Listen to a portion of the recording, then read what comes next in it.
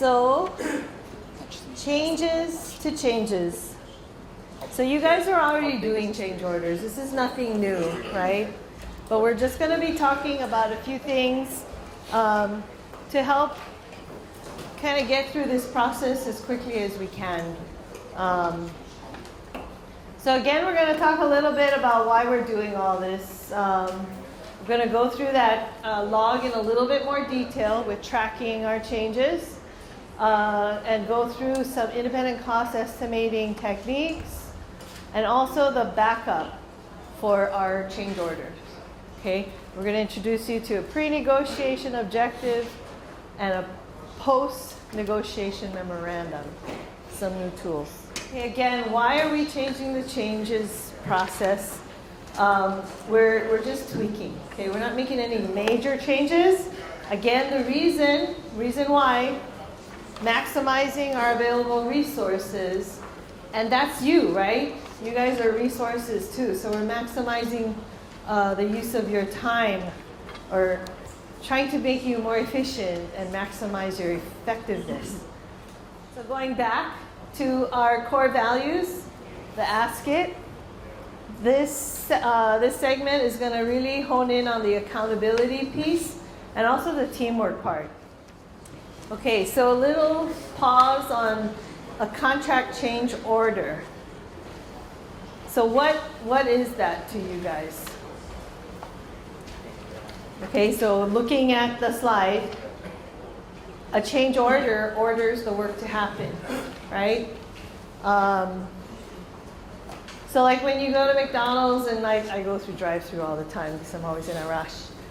I look at the menu, I see how much it costs, I figure out the scope by what I'm going to order, and I know it's either, I don't know, a fillet of fish or whatever, and fries, right? Got to have the fries.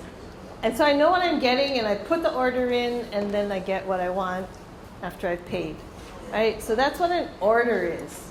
So what we want to do is start to recognize our change orders as just that, something that we're putting an order out for with a known price and a known scope, okay?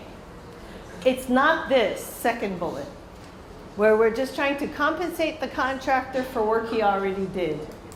And this is a statement that in your district is going to be a no-no. Okay, so this is copied from a contract where it just says exactly what that second bullet is talking about, right? And you could get into like semantics of words and all that kind of stuff. But the whole idea is that we want to get in the mode of saying, do this work for us, Mr. Contractor. Here's the price we agreed upon, go. We don't want to be after the fact, pricing out what he's already done, because why? Puts you at a disadvantage negotiating. Puts you at a disadvantage negotiating, but what else is it doing? Why is it a disadvantage at that point? We want to get the best value. The best value. And so when you're doing it after the fact, you're paying for what? Whatever they did. Yeah. So there's no economizing, right? It's whatever happened. There's very little risk involved at that point, but we're just paying them automatically, right? So it goes back to that why we had earlier about maximizing our resources. So if we're in the mindset of being proactive and fair and reasonable, we want to get to this place of ordering the work in advance of the work happening. And I know that's really hard to do, but we're going to try to show you some ways that you can get to that place faster. Okay? So, no more of this. Right, Art? Right. That was Art's mandate. Get rid of that sentence. We're forward pricing. We're not compensating for work done after the fact. So in your construction procedures, you have this flow chart. Does this look familiar to folks? It's a very older flow chart, but it's still applicable. We're still going through these phases. We're going to kind of emphasize the top half of this, okay? Because that's where all your work is. That from about the middle to the bottom, that's a lot of processing through the system. Timeliness of processing, this is what we're heading toward, right? We want to process these changes in advance of the work or as soon as we can. We want to be tracking our project cost growth and time growth for things that we have to do internally and administratively, maybe getting an extension on those POPs, getting additional funds if our cost growth is getting too high. And then the last bullet, types of changes. We want to be tracking types of changes. So you know in that log that I gave you, the long sheet? If you take a look at that, there's a column that says type of change. Where's my, I don't have it here. So in the long guy, okay, right next to where it says merit status. You see that change type right there? So that's a new kind of thing to keep track of right now. So right now, do you guys keep track of why the change is happening? So I know we talked about logs, we talked about deficiencies. A lot of you probably have some sort of change order log. Are you tracking where that is coming from?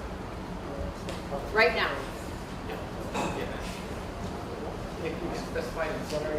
And so you guys are doing that. Okay, so some people are tracking. So do you have a design deficiency reasoning in there? Okay. I'm 'Cause seeing yes. Do you have a differing site condition reason in there? Okay, good. Are you guys all using that? Are you guys making note of those things in the, what is that, CPMS right now or Faxware? Okay, so through the assessments, we heard from you guys that you're very frustrated with the numbers of changes that you have, especially design deficiency changes.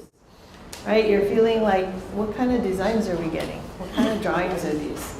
Like, did they even think? Right? Did they do site investigation? So, in listening to that concern, which I think is, we all think is very valid, we've now added that to this log, right? In that column next to the merit status. So the reason we're trying to track these is to compile the data to see how bad these designs really are, right?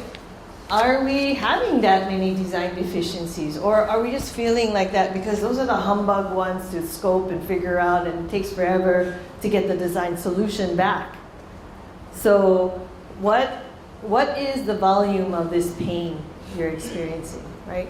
So again, remember how I said a list is so much easier to read than a bunch of different fact sheets on different projects, different issues? Now you'll have a list, right, of how many you've coded. So that's a separate column so that you can sort by it, right? So let me ask you this. How many differing site conditions do you designate that could be design deficiencies? How do you determine What it? is that project where there was something right there and then you had to stop because the thing was right there? Lava pedestrian bridge. Yes. A lava pedestrian bridge, and what was there? Fiber optic line and Hiko is not shown in the plans. And it was just, was there a manhole, or how did you know it was there? You dug a hole and found it? Yeah. Seriously? It was not shown on the plans, and it looked like the designer didn't do a good job of locating or topoing, making a topo shot. So how did you guys find it? When the contractor was Pothole. laying after the contractor laid out the position of the abutment, and then the other one, the Hiko line, was when they would start to dig the. So was that a change order that was called a design deficiency or a different site? Design deficiency. So site condition, I guess. So was it shown on as-built? Were the lines shown on as-built? So it's what he said, there is a fiber optic line and there is a HECO line, and it was right where the abutment was supposed to go. So they had to stop because the utility was in the way. Is that a design deficiency or a differing site condition? The fiber optic was a design deficiency because on the plan, the location of the abutment and the fiber optic line is kind of like, we have clearance On as-built or on the plan, but when the contractor laid out the location of the abutment, then it was kind of clear to the fiber optic. And then the HECO line was not shown in the plan. Was it shown in as-built? We didn't check the designer should have checked the as-built when he was designing it, right? Right? Okay, because some of these existing conditions were known, right? Yes. Was the one call done? But this was, so he's in construction, right? So you did one call in construction? I don't think they called one call before. So he's saying, so when they got into construction, they pothole and they lay out the abutment. And then when they did that, they found out that it was closer to the abutment than originally designed in the plan. So then the question is that a differing site condition or is that a design deficiency? Saying that it's a differing site condition, because I think if the designer knew about those utilities, I don't think he would have designed it. Okay, and how would we figure that out? You'd ask the designer. What about the original survey the designer used? And the as-built. So if the designer used let's just say the survey was exactly where the line is showing up. Is it a different site or is it design deficiency? It's a design deficiency if the as-built shows the utility and it's not. If the as-built showed it and for whatever reason they potholed and they located and it looks like it's in exactly the same condition. So in yours, do you know if it's in exactly the same place as the designer assumed, or was it potentially in a different location than the designer assumed? If the designer assumed it was in a certain location, and then you went to pothole and it's 5 feet off, is that differing site, or is it a design deficiency? Do you know, like, if, for instance, I think it's a combination. could be. Yeah. I So think who- that's when these categorizations are going to take some time, either with the RE or a construction engineer, to make sure you're categorizing it. Because ideally, at the end of the project, right now, do you guys do a consultant performance review for the designs to let the consultant know how well they did? Are you supposed to? You're supposed to? Every office is supposed to do a critique and a final report. So you guys better say yes. Yes. That's what Art says all the time. You better. You do that already. Do you do that, or do you not do that? So have you guys heard of that? Consultant performance review? And these guys do it, so they all get. So you guys do have this. You have a performance review of your AEs. So what we're saying is, with this log and your concerted effort to ensure that you're identifying true design deficiencies, I picked on differing site because some very simplistic interpretations that we heard during feedback was a differing site is something that's different from what's shown on the plans. And that's not always true, right? Because we know the designers are given opportunities to review as-built drawings and do site visits.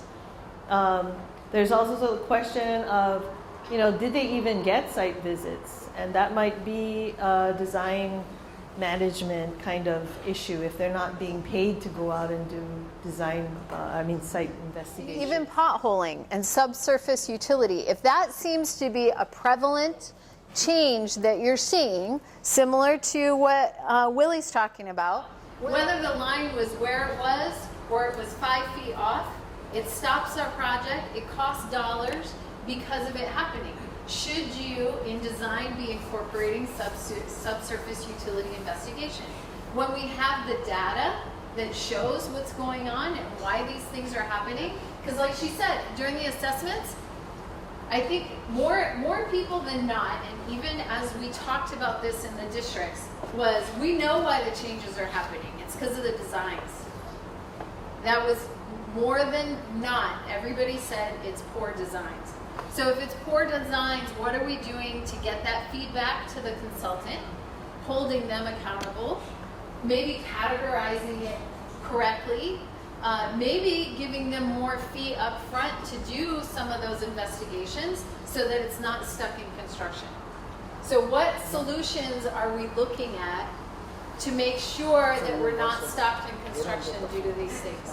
Because on the same side, the designers will say, well, my fee was cut. I said I wanted to do that. They wouldn't allow it. So this data can circle back into design to make sure those things are happening on the front end so they're not stopping your projects on the back. And we'll have data, right? This long list of design deficiency changes that we had to pay for. It'll show the impact on dollar and time, right? So this is the power in the information that you'll be tracking and keeping to be able to make a change and make a difference. Maybe not on your particular contract at this point, but for some time in the future. Well, in my opinion, I think it's neither a design deficiency or a different site condition. Because traditionally, a different site condition has to do with if there was like ground sampling, like boring or something, and it turns out different than what was given. I think for Willie's change out, it should have just been classified as a conflict because the utility was not where it's supposed to be or not shown. And when they did the pothole, they discovered.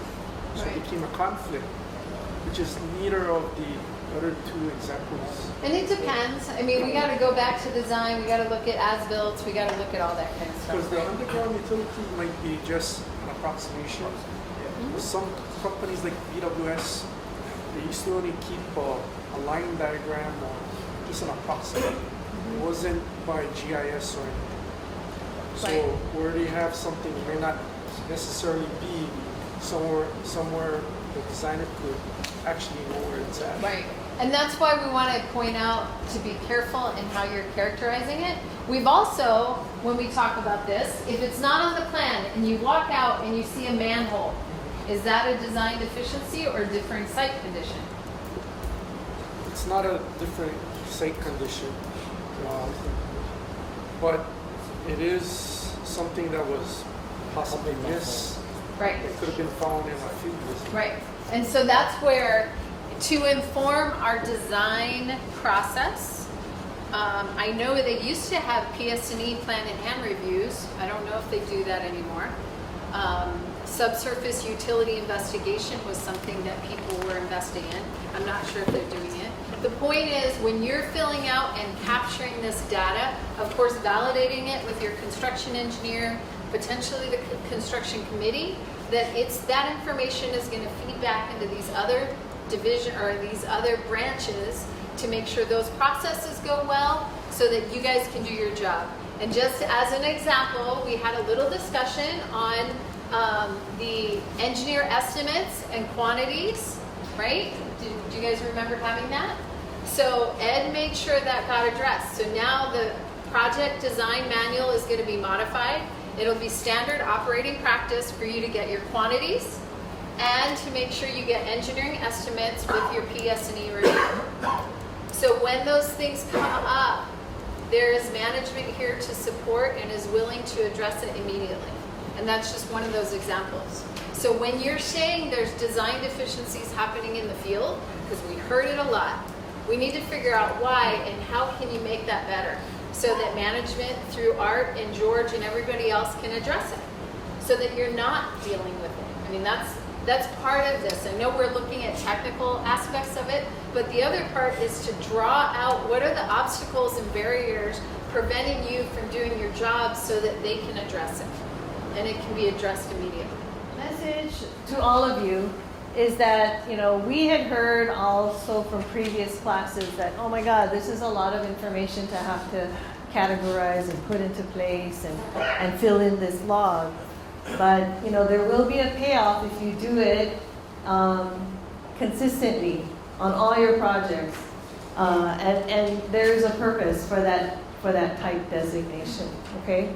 And it's not to get the AEs, but to work toward an improvement of their performance. So merit verification, that's right at the top. So the stars are the associated, right, accordingly on that list. So we're going to be looking right at initiation on whether this change is a valid change or not, right? So the project engineers, you guys are out there evaluating, trying to figure it out, making sure it's not already in the contract, that it truly is a change. You're going to be coming up with rough costs and time impacts, and that way you can make sure there's funds available, right, in this stage. And informing federal highways if there's federal oversight on your project, okay? So in our construction procedure manual, right, we have a definition of when a change order has merit. Does this look familiar to people? Anybody? So I underlined some of the key words, right? When we have a change, it's the result of the contract work itself, right? Trying to build this contract, we got stuck because something wasn't workable, and it becomes a change, and it's required to be able to do the contract work, to do the remaining part of the contract work. So you have to do this change in order to finish the contract, okay? So it has to pass that test, and it should not be the result of the contractors to desire to reduce this cost, okay? Because maybe we're getting shortchanged in that process, right? I mean, he would offer up a credit, but we need to make sure that our design is still whole. So that's not the best reason for doing a change. And then it's not this desire to use up contingency funds. Okay, so that's in our manual. And so I know we kind of heard a little bit about that through our assessments. So that's not the reason for our changes. Also within project limits, right? Scope, is it within the basic contract work? And is it somehow related, okay, to the basic work? So is anybody unfamiliar with those definitions? Any comment, questions? Okay, it all makes sense? You're used to seeing this? Does anyone ever stretch those definitions? Yes? Yes. Well, sometimes we begin with what type of contracts I'm not interested. The debt is not customers. Obviously, they know how much money you have and we're getting user lists. So we need that process to validate those kind of situations. So it's good in principle you indicate that it should not be based on state's desire to utilize contingency. So it's a balance we have to strike. That's right. For next Right. So, and I would say that for everybody, and maybe that needs to be addressed, because I know, and people have not said it, but I know that happens. And like you're saying, user requested change.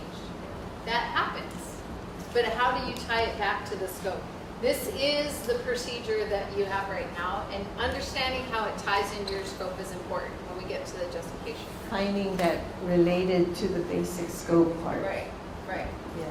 So this is where, you're going to be not all by yourself in determining whether this has merit. if it gets tricky, you're going to be seeking the rest of that triangle, right? The team. So right now, when you do merit, do you guys write this down? In the necessity. So that in the necessity, and when does the necessity happen? At the very beginning or during the change order? Whole process, during the process. So this one was one of the questions. Changes have merit when they are, the answer was C, they're required to complete the original contract work, but were not addressed in the plans and specs due to design deficiency or differing site condition. So those are just two types of changes, right? There's the other ones we mentioned. And like Gordon said, I think, there are a lot of answers there, but if we go by a contractual, correct, it must be within scope, it's not there merely to use contingency. And I would even challenge that if it's using funds, they have to have a reason for it. And there's a reason that that's justified. So it's not just because contingency, it's because they have a need that is XYZ. And so there's a way to justify it. So that's why going by the process, and if you look in, contract 101, it'll say that it has to be within scope. There are ways to talk about and justify different scopes and different needs. I know safety is always a big one that we use. Improving mobilization is one that we use because that ties back to transportation in general. So there's always a way to tie it back. But we want to make sure, contract 100, that you guys understand what the literal meaning, and it should be within scope because that's the correct answer. Obviously with changes, we always anticipate schedule impacts. And we're not going to go as much into detail with the schedule this time because we're saving that for another course all by itself. But up at the very beginning, you're going to have to take a look at that, right? Does this have that potential to impact my project schedule? And what kind of time are we talking about? All right. So you're going to make sure to check whether it's on the critical path. You're going to see what activities are affected. Were those activities, like maybe not on the critical path, but they didn't have enough flow, maybe to impact the amount of time it'll take to get this thing done? And does the completion date actually need to be extended as a result? Okay, so these are all considerations, very basic, but this is at the very beginning of the change order process. So you're using your judgment as engineers and experienced construction folks to decide if this has that potential and putting a quantity to it if you can. And all of this is happening at the very beginning.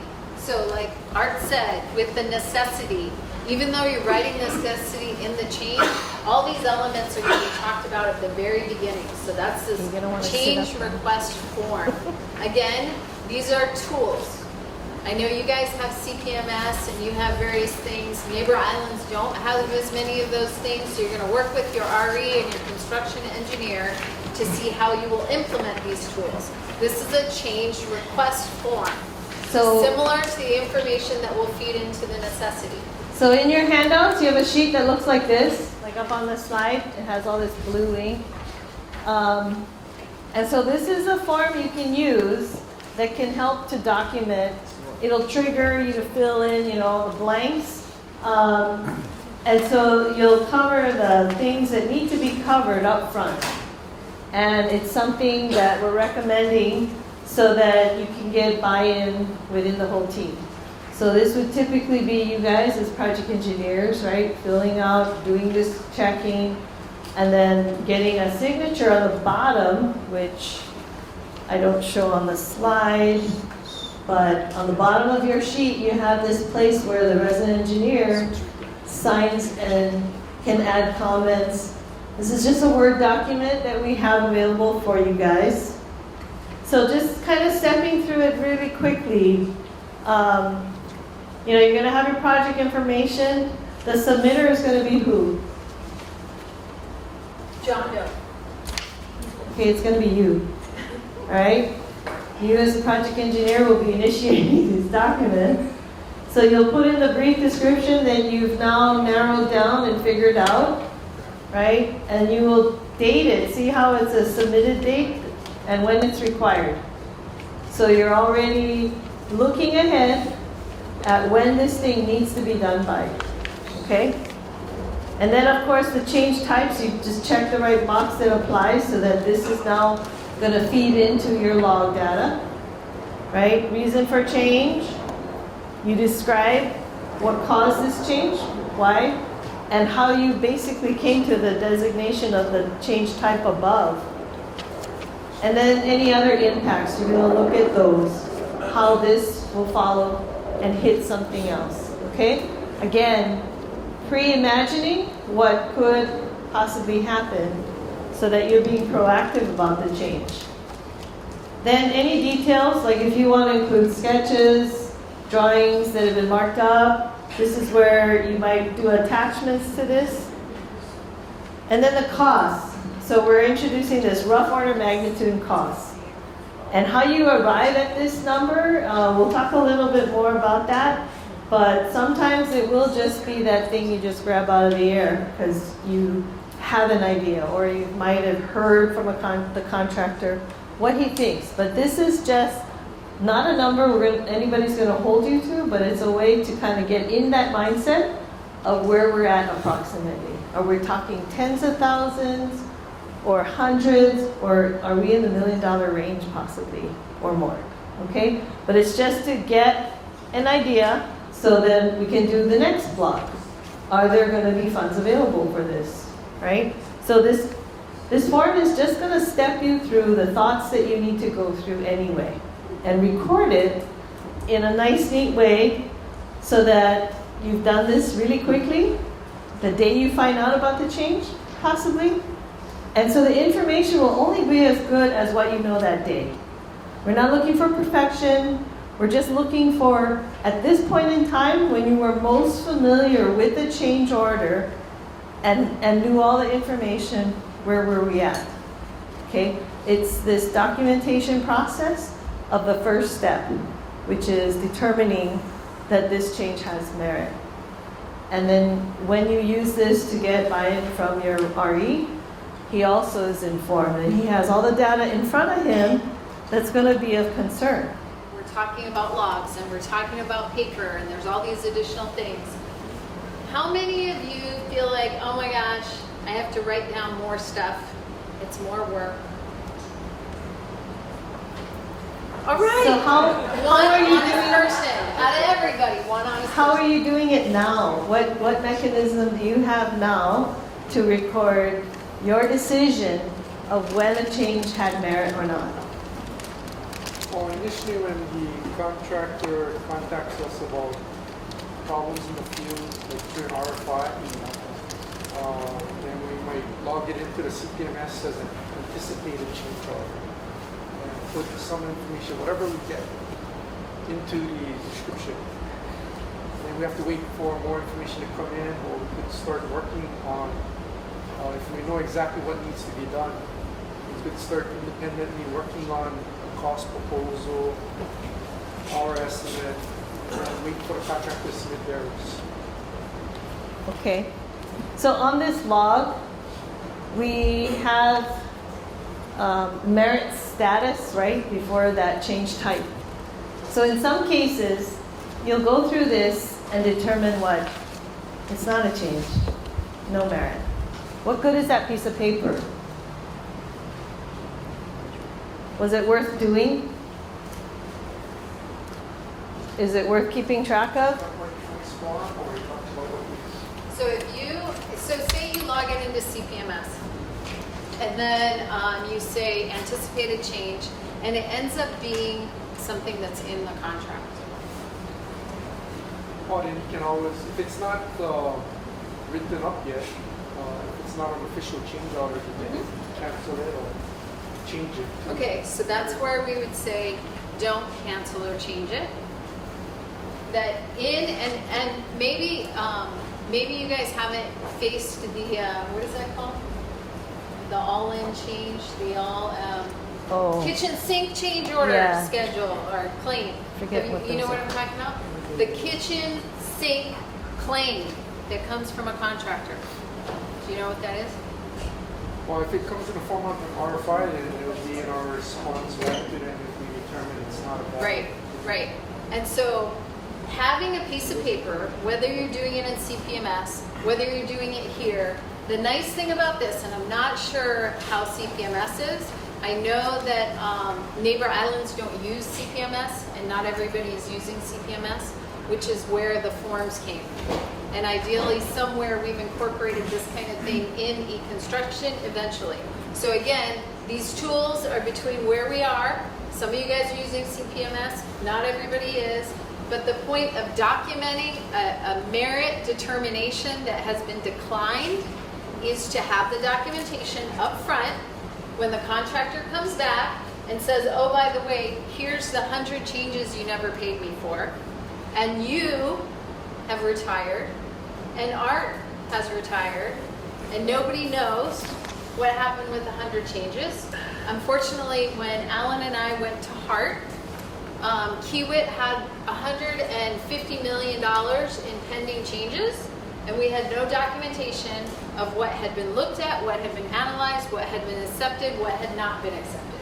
So it is so much easier to keep track as you go, even if it is this.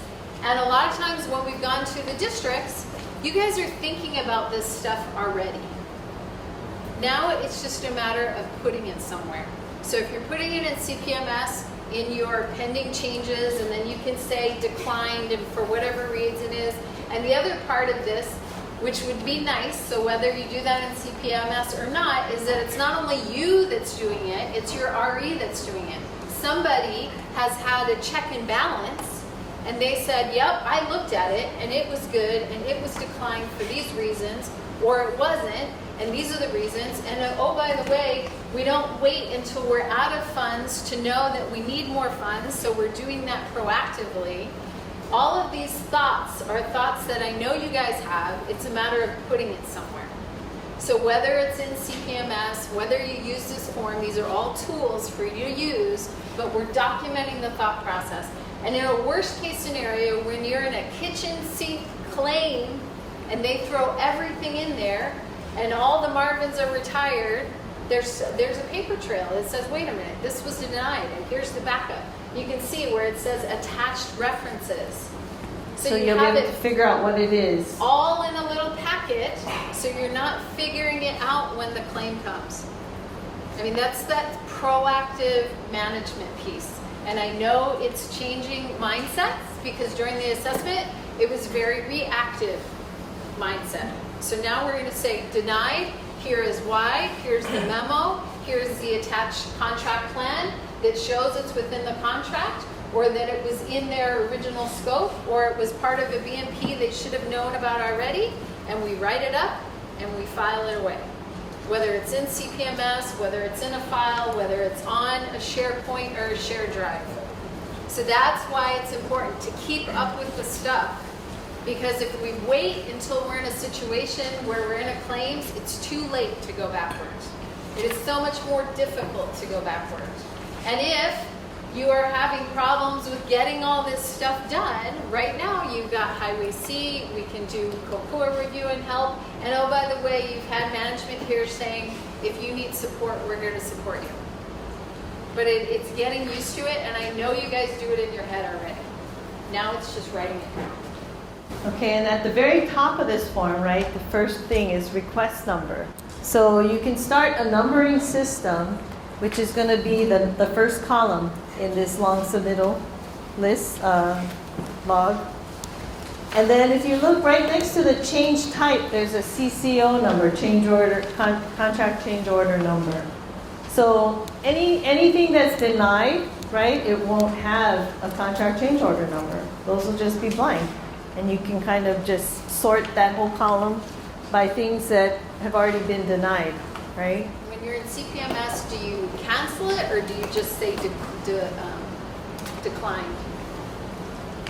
I I mean, I guess that's what we're advocating. Like, don't cancel it and delete it. At least decline it and close it out and say why you declined it, and there's a record of it, so that somewhere it's in there. Just put a note in there, it's just not one of those change orders. Right. And then there's documentation somewhere.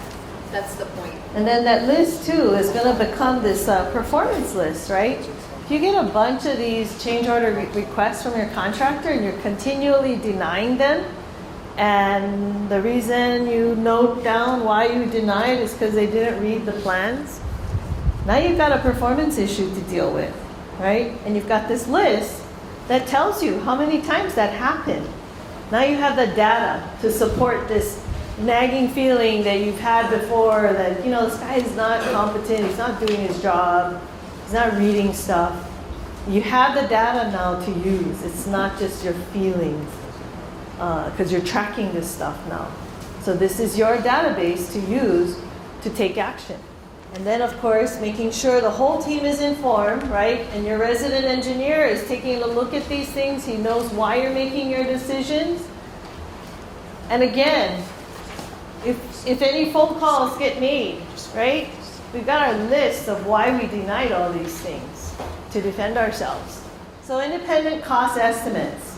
What does that mean to you guys? How do you do your cost estimates? So yell it out so Kai can write it down. How do you do your estimates? Anybody? Who does? You get prices from suppliers, local suppliers? Okay. Current market value. You do what? Current market value. Current market values. How do you figure out what that is? Go online. You go online? Depends on what kind of change. So what does that mean? What are You already have a contract item. Ooh. It's theoretical in your pricing for each supplier.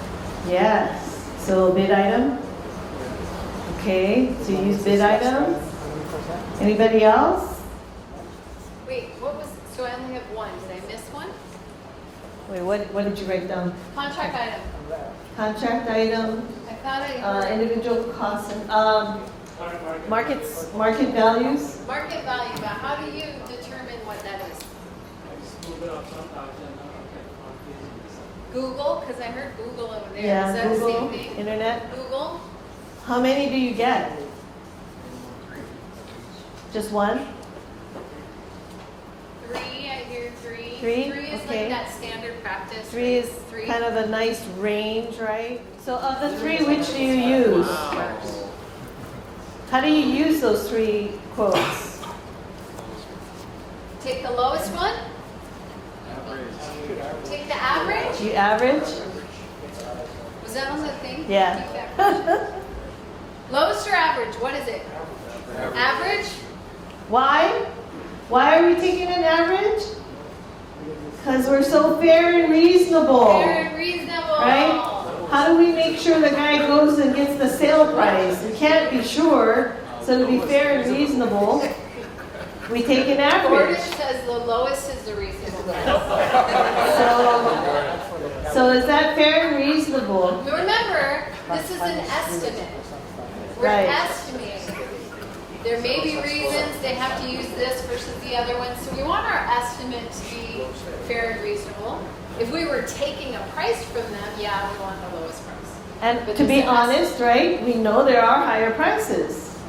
So why are we holding them to the lowest? Are we being fair and reasonable if we hold them when we know this information? Question? I don't know if this is independent, but sometimes the contractor provides the invoice. Invoices?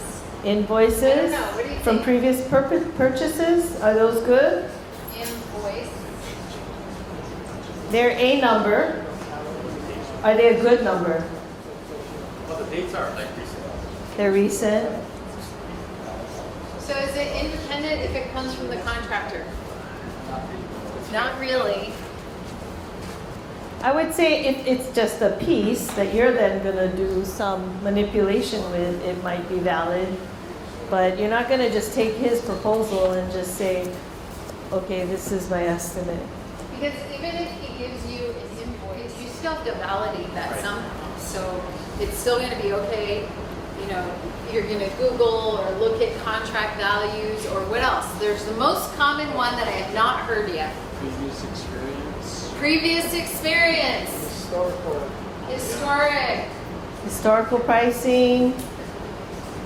What about other projects? Do you use other projects for anything?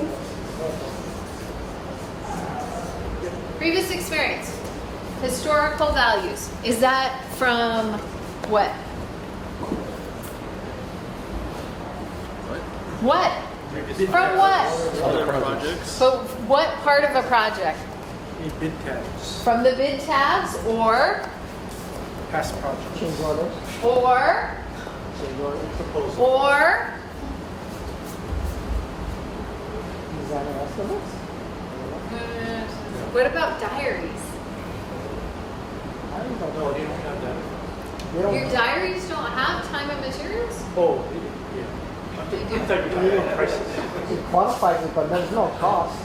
There's no cost, that's right, but it gives you production rates, and you've got the people. You see the crew and you've got size, your you see the payroll, equipment. and so it gives you, so in lacking, not only looking at contract items and bid tabs, but also you have a wealth of information in how work is being performed on a day-to-day basis through your diaries. You can also network, ask the other engineers if they're working on a Networking, similar project, what do they have? Similar information, What yeah. do they use? network, and then I'm gonna put previous experience. So in previous experience, you might have forced account sheets, and then you've got your bid items. So there are different ways, and then maybe diaries. What about the designer estimates? Didn't we? That's included by Designer estimate, and the historical? Is that historical or the project's designer estimate? You might get Oh, wait, quantities. on this project? Yes. Is that contract items existing? No? No, that's big.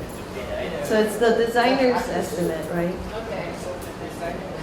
I'll write it down. Are those good? Are those, well, you don't even get them all the time. so. Designer, but you are now. But if you're gonna get them, are you gonna use them?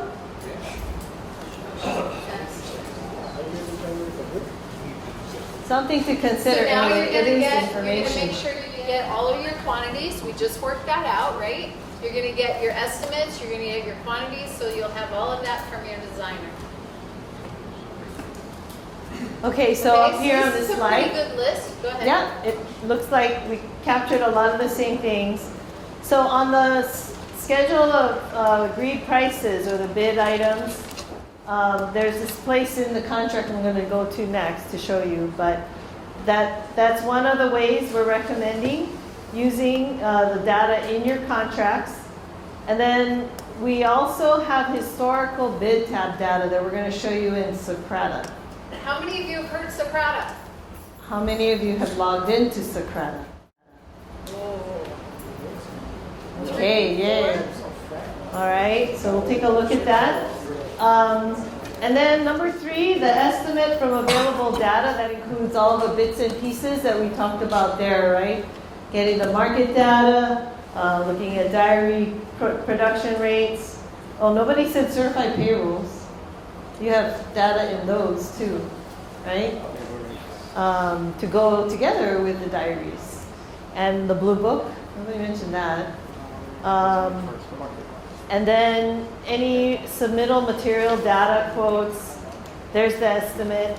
And has anybody ever used RS means? Okay, you're very young for having used RS means. This is like ancient history for me that I used it a long time ago.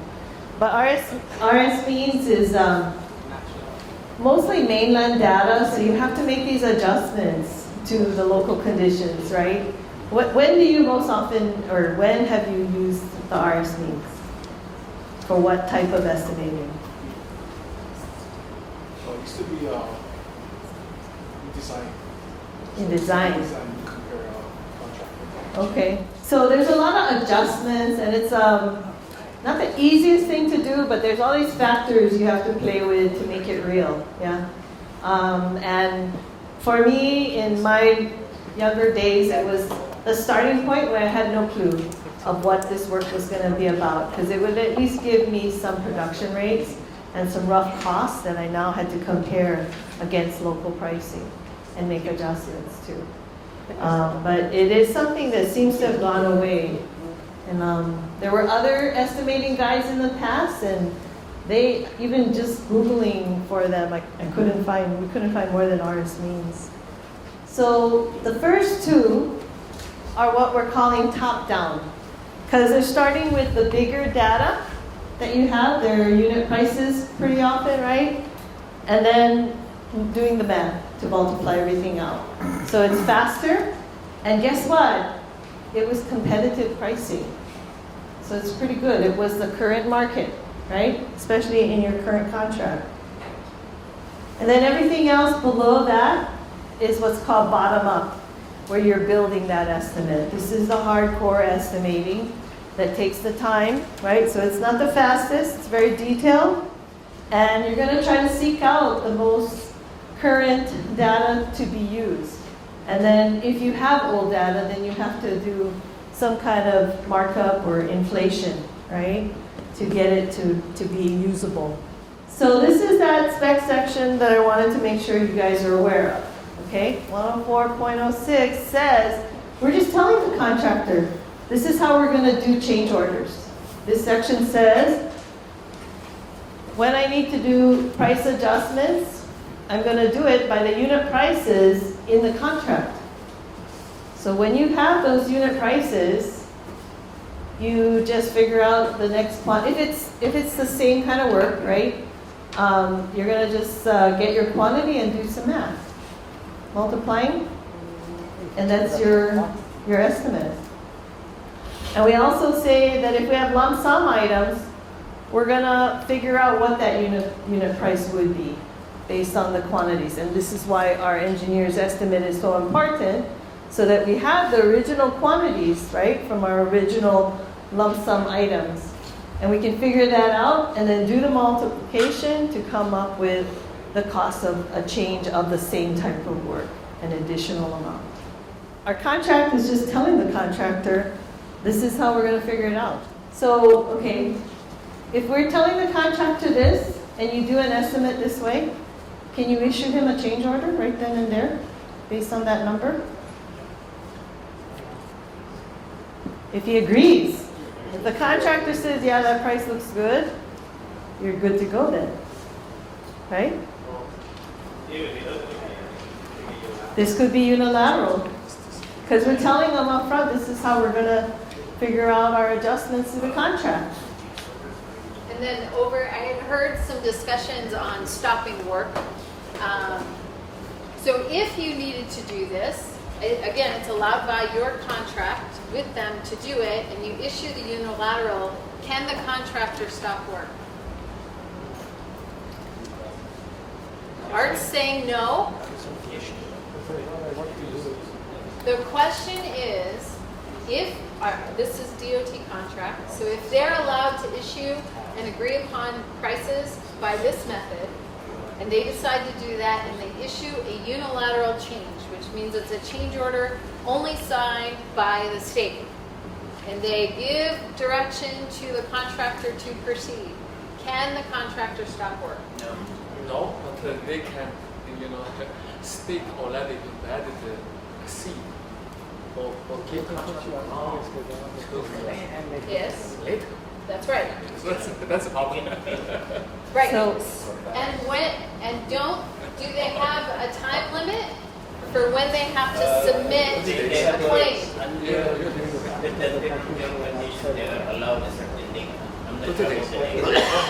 What is it? 30 days. 30 days. Yeah, I can't remember what it I is. don't know if we have that. Well, so in HRS or CAR, I can't remember which. 103 HRS. Yeah, the 103D procurement law. They cannot not do the work. They have to proceed with the work. So that's one of the things where if you're dealing with a difficult contractor and you can't come to agreement and they're delaying because they're trying to get concurrent delay or whatever it is, you can always issue a change based on whatever your estimate is, these being some of the ways to do that, and they have to put in a notification of claim. I can't remember what DOT's is, and then Gordon's saying the state law is 30 days.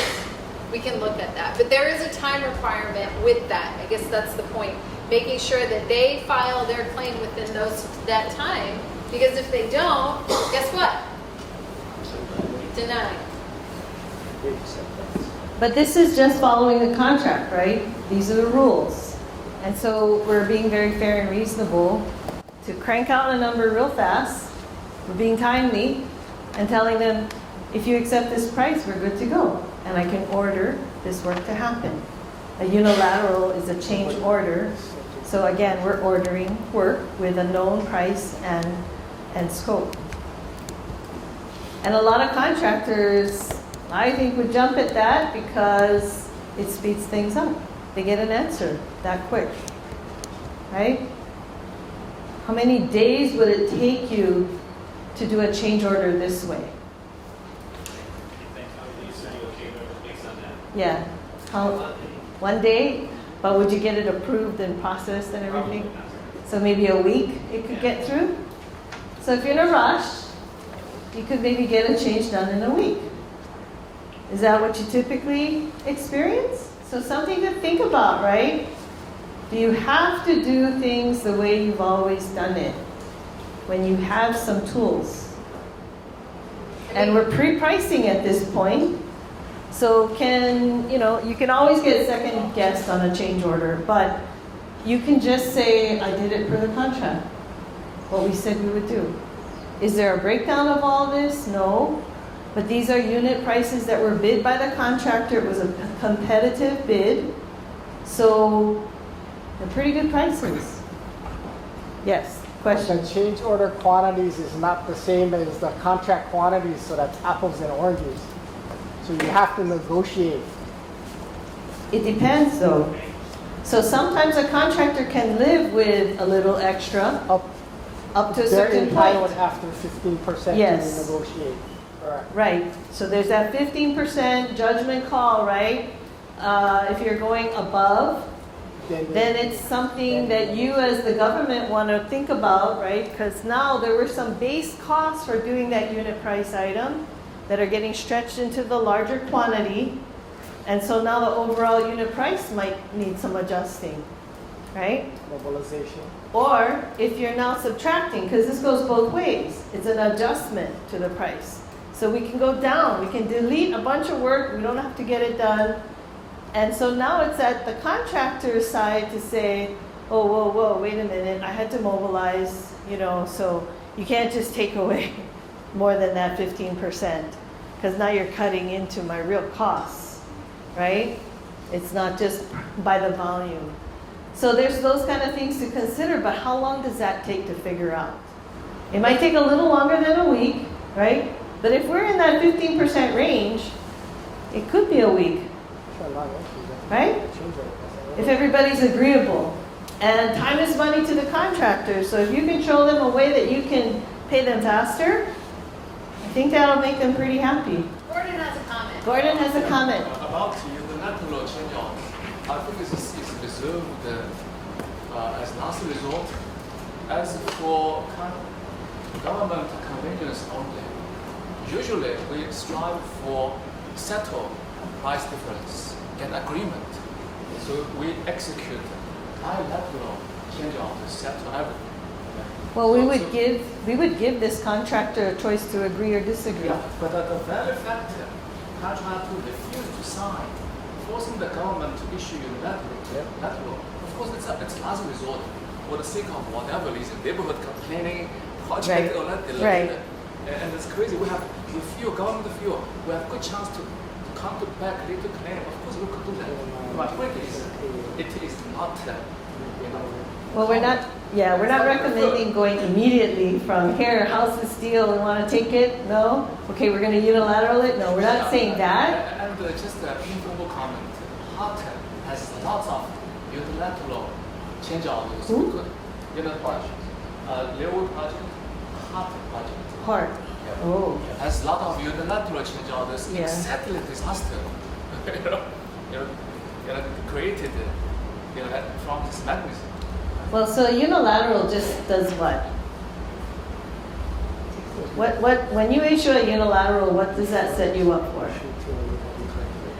Claims, yes. So yeah, I mean, you're just making yourself more work sometimes with the unilateral, so I'm not recommending that that's the second step after you offer them a deal with what you were able to estimate so quickly in a day, right? But you got to do this. Unilaterals are always a heavy-handed thing. You have to get your resident engineer buy-in with that. And so as a team, you guys would need to make those decisions. You're not going to do a unilateral in a void. And the only reason I thought of it is because over the break we talked about stopping work. And sometimes that's a way that you can make sure work's perceived. For government convenience. Right. Yeah. And of course, we retain that tool, force contract. Right. So we're still talking about bilateral agreements. Okay, we're in the mode of how can we get to bilateral agreement as quickly as possible. Quickly being the operative word. And again, ordering the work, right? Instead of doing that nasty sentence that Art doesn't like. Change orders take a lot of time. Change- Change orders take a lot of time to create. Okay. I mean, you talk about a week. I think we have a lot of new engineers that they don't know how to create a change order. And so that can stretch into 3-4 weeks. So I think that's one issue that needs to be That's why addressed. we're here, Terry. That's why we're here to get and so ideas if for we go speeding back up. to the very beginning of that, where we talked about the thought process, why you have the change, what those amounts are, you're refining it. It's a matter of just documenting it. Document it right then so that you have the basis. Looking at this, how would you apply this to the necessity or So all of that in your necessity is why you're doing the change, right? So that discusses the detail of why. And so that's the beginning of it. The necessity, the whole thing is why you're doing the change. Then in your justification, you're talking about your estimate. So if you use, we're going to go through this estimating, and that's part of the exercise. So if you use that as, here's how I came up with my estimate. I issued that to the contractor came back with this, we negotiated, we came to agreement, we didn't come to agreement, that's your justification. The only last piece is the actual change and how many pay items that is. And what else is there? Well, so in the first. And then you've got the last, the last sheets. So that all of the elements, the necessity is why we're doing it. The justification is the cost part, time and cost. Right now we're talking cost. And then the other part is just the actual change. We are adding this scope to the change. And then that's it. So I do think we think a lot about all of the elements, and depending on who's seeing it and how that gets reviewed and justified, it takes time to learn to how to write it. But I think once we understand that, we can fly through it. So these next two afternoons, besides talking about this, we're really focused on the estimating part. And then starting into the negotiation part. So these 2 days is really that focus. We hadn't started into the writing part. But it's getting those basics of, okay, how are we getting our prices? What tools are available to DOT right now to do that? Immediately and quickly. From the assessment, we were hearing that there was a lot of time spent doing these estimates, right? And they do take time if you're doing that bottom-up process. And that seemed to be the way everybody was going, using the force account sheets, filling them out. Can I clarify something? This only works if you have like an underrun or an overrun and you have established, unit prices. But if you're talking about new work, you start from scratch. And it isn't going to be a day or a week. Maybe. Yeah. Maybe. And We'll show that's you why a we're way going to to look try. at Socrata. Because throughout the state, you have a lot of data on pay items that are going on right now. And you guys aren't using it. So What we've heard is everybody had a paper file in their office, and they would flip through the paper file to find out what was similar to their project. So what we're gonna show you and what this exercise is going into the bid tabs, into Socrata, searching guardrail and finding an immediate. So before we go on, do you guys all know what Socrata is? Okay, wanted to just give you some background. Initially, when people jumped into highways and they had to do a design, say you're in the design branch, you gotta do the design. First thing you gotta do is find out what volumes you have you're gonna design for. So you're gonna call the planning branch and ask for their volumes on that roadway during specific periods of time, for peak and non-peak. They send you that in a blue letter. Then you gotta call the safety branch and ask them how many people died on that route in the last 5 years. They'll send you that. Then you gotta call the traffic branch and ask them how many major accidents were in this area, and is this a major accident intersection in these areas. So all these different branches have to send you information for your one project. It took 4 weeks for everybody just to get the volume or the information they needed to start their designs, which is absolutely ridiculous. So what Socrata is it's a platform that allows us to take all the data we have in our division, dump it into a consumable platform that you can upsell. So what we put together was, for the designers, all those volume data and everything, they can just pull it off from their desktop. So in an hour, they can get the information that took 4 weeks to get. For you guys, we put all of our data from the previous bids into one file. So you can pull it up in there. You can take a look at everything that we have in there, so all of your estimates and everything can be based on real data. And it's the winners and the losers, yeah? Exactly. So you get a good market range in this. And the reason I brought that up is, it's not limited to what we have right now. If you guys see any other data that would be beneficial for you guys to have, let us know. Because all we're doing is pulling all that data together and putting it in a methodology that's easy for everybody to consume. If you need more information on your consultants, on your contractors, let us know. We'll dump it in there to make sure it's available to everyone. So it's a powerful tool, but it's only as powerful as you guys make it. So if you let us know what you need, we can put it in there, we can set it up. And we're having this conversation, right? So the whole organization is recognizing the power of this data and that we're going to start to use it.